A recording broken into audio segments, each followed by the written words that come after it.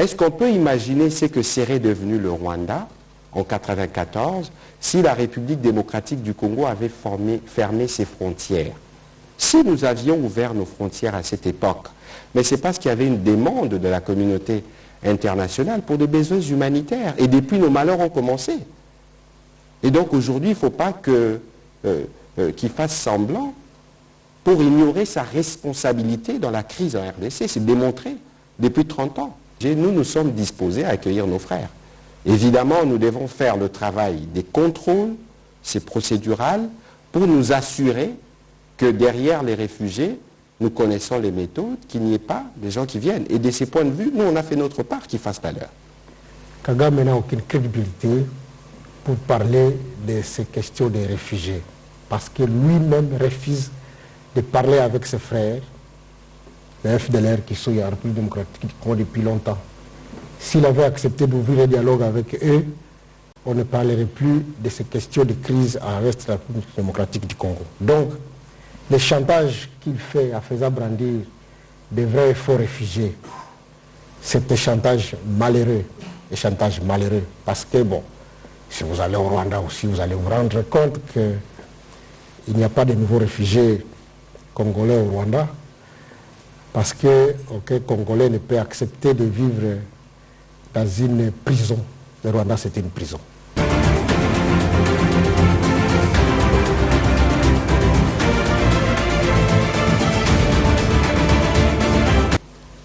Je crois d'abord, je ne sais pas si vous observez avec moi, mais qu'il y a quelque chose qui ne fonctionne plus normalement autour du président Kagame, parce que depuis que le monde entier a vu ce qu'il fait, nous avons démontré notamment à travers les livres blancs, les rapports des experts est venu confirmer l'agression de la RDC, j'ai l'impression qu'il y a un dysfonctionnement, parce qu'il ne se passe plus un jour sans qu'ils ne tiennent des propos qui sont assez dangereux et qui concernent la République démocratique du Congo. Mais il y a des points que nous devons rappeler. Premièrement, il y a plus de réfugiés rwandais au Congo que des réfugiés congolais au Rwanda. Et cette question a fait l'objet des discussions entre les deux gouvernements. Les deux chefs d'État étaient là, à Luanda en juillet dernier. Si vous regardez la feuille de route, il est prévu que l'on traite cette question de réfugiés dans une tripartite avec le Haut Commissariat pour les réfugiés. Je peux vous donner des chiffres à titre indicatif parce que du côté congolais, ce travail a été fait.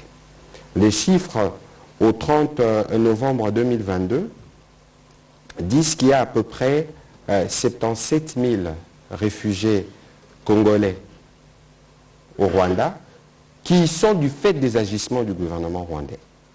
Parce que, souvenez-vous qu'en mai 2021, lors de l'éruption, les Congolais qui s'étaient réfugiés de l'autre côté n'ont pas voulu rester un seul jour de plus. Et ils sont tous rentrés. Souvenez-vous, c'est récent.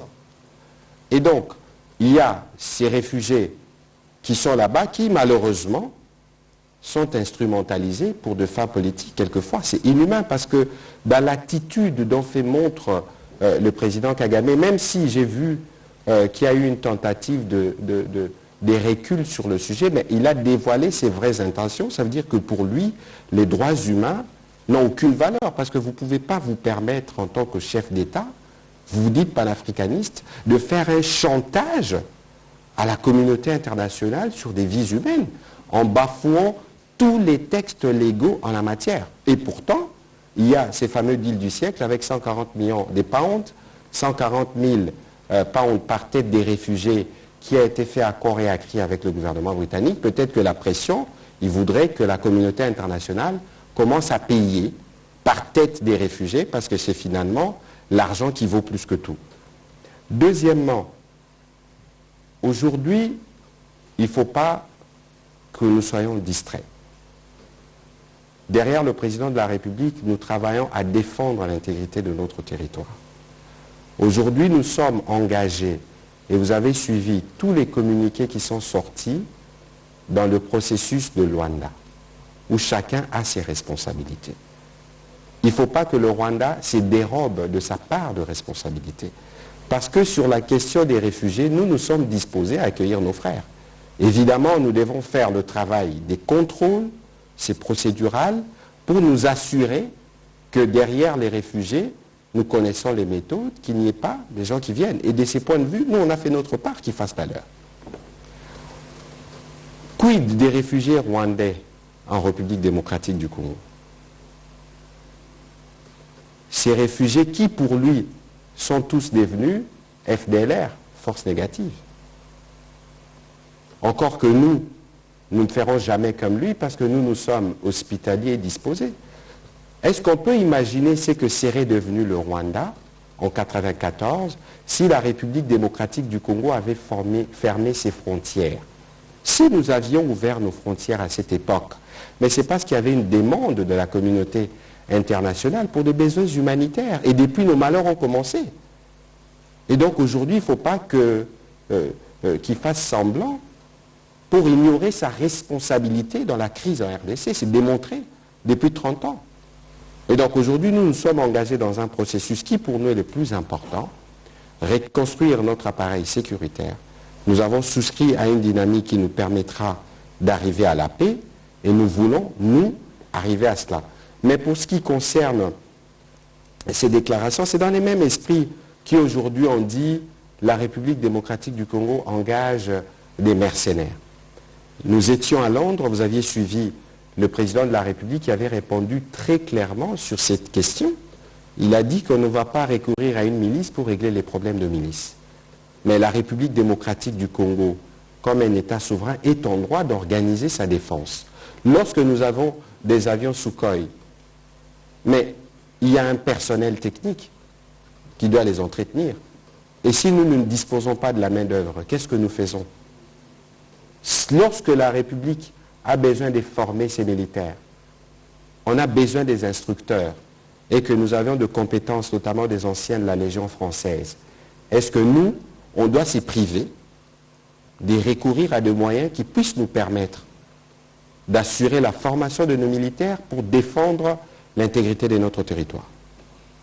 Et donc tout ça, ça procède de la mauvaise campagne parce qu'on veut à tout prix écarter l'attention internationale sur la responsabilité du Rwanda à travers le M23 dans l'agression de la RDC, dans les massacres des Kishiché. Parce que c'est ça le vrai problème sur lequel, en tout cas pour nous, justice doit être faite. On a impunément tué des compatriotes par des militaires qui parlaient anglais, les rapports l'établissent. Nous savons tous qu'en RDC on ne parle pas anglais.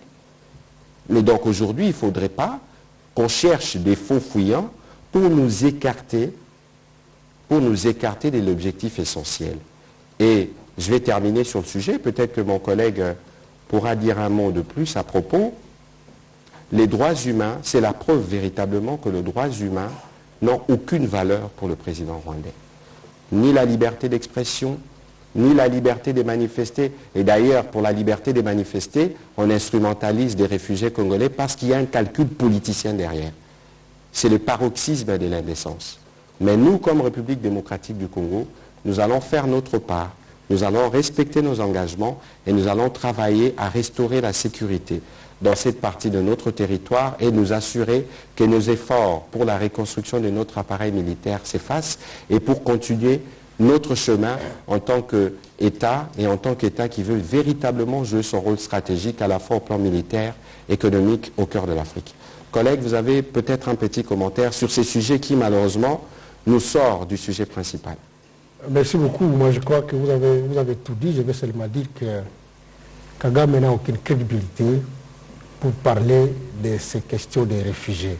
Parce que lui-même refuse de parler avec ses frères, les FDLR qui sont en République démocratique du Congo depuis longtemps. S'il avait accepté d'ouvrir un dialogue avec eux, on ne parlerait plus de ces questions de crise en reste de la République démocratique du Congo. Donc, le chantage qu'il fait en faisant brandir des vrais et faux réfugiés, c'est un chantage malheureux. Parce que, bon, si vous allez au Rwanda aussi, vous allez vous rendre compte qu'il n'y a pas de nouveaux réfugiés congolais au Rwanda. Parce qu'aucun Congolais ne peut accepter de vivre dans une prison. Le Rwanda, c'est une prison. Quelqu'un ne peut pas quitter la RDC et aller vivre dans une prison. La preuve, le ministre l'a dit, c'est que pendant que les volcans descendaient sur la ville de Goma, il y a plus de 800 000 personnes qui sont allées du côté de Sake, alors que c'était plus facile et plus sécurisé d'aller au Rwanda. Il n'y a que 4 000 personnes qui sont allées au Rwanda. Ça veut dire que les Congolais, les vrais Congolais, n'accepteraient pas d'aller se réfugier au Rwanda. Donc c'est un chantage malheureux, malheureusement. Merci. Voilà, et je pense qu'il devrait s'interdire de prendre en otage la protection des droits de l'homme et qu'il arrête de distraire la communauté internationale.